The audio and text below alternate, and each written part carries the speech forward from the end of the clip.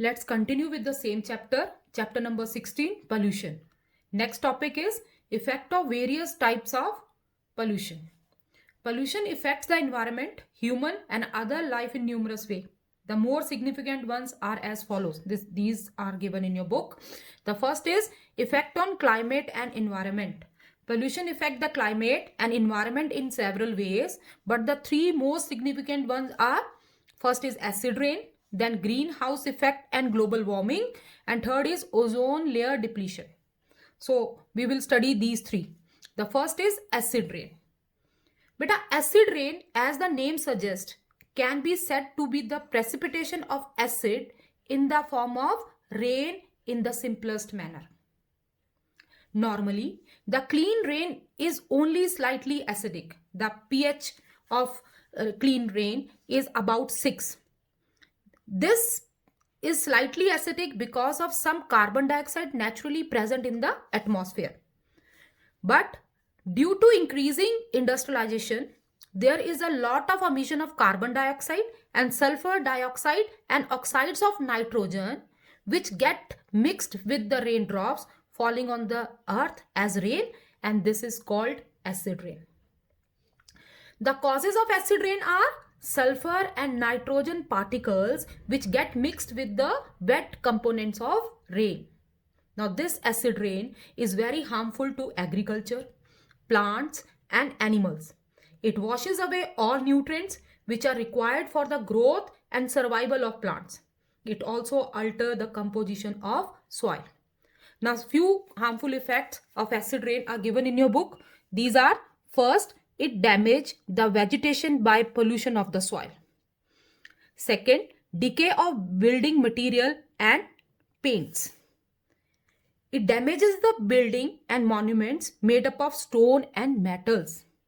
Erosion of ancient monuments, statues and sculptures by the acid reacting with the calcium. Taj Mahal, one of the 7 wonders of the world, is largely affected by this acid rain.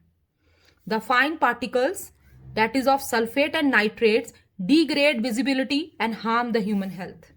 And last one, fish and another aquatic animals are harmed due to increased acidity of water in lakes and river. So it affects the aquatic life also. Now the next is greenhouse effect and global warming. Now first, what is greenhouse? A greenhouse is a house made up of glass that can be used to grow plants. Sun radiation warms the plant, and the air inside the greenhouse, the heat trapped inside can't escape out and warms the greenhouse, which helps plant to grow inside it. Now same is the case with Earth's atmosphere.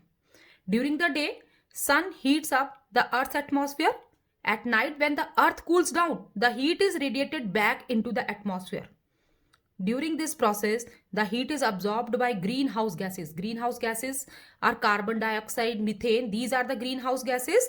So the heat is absorbed by these gases in the Earth's atmosphere. This is what makes surface of the earth warmer. But with increased industrialization, burning of fuels in homes and rising population, more carbon dioxide is released. On the other hand, decreasing vegetation and deforestation is leading to less carbon dioxide utilization in photosynthesis. Thus, overall, rise in carbon dioxide is leading to great retention of solar radiation in the atmosphere, which causes increase in earth temperature, called as global warming. Important one.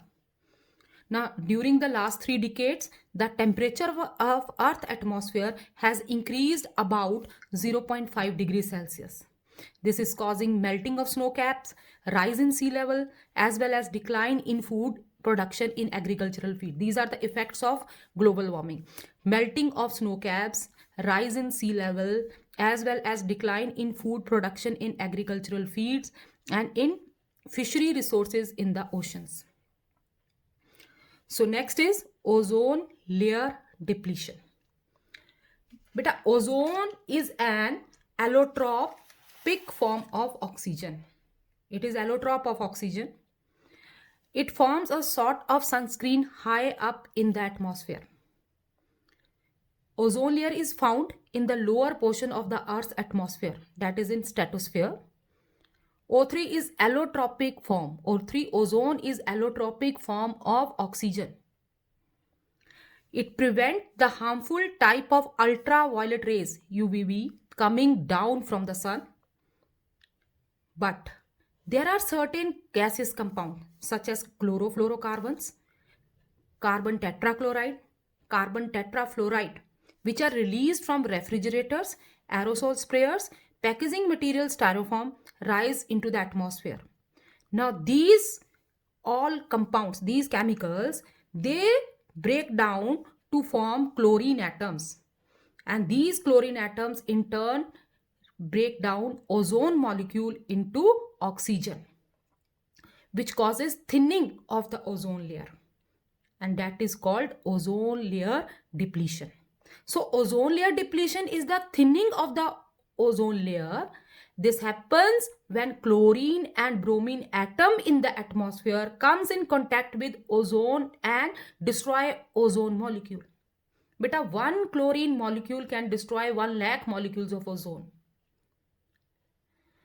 Now, the reduced ozone cannot prevent the entry or harmful UV rays to the earth.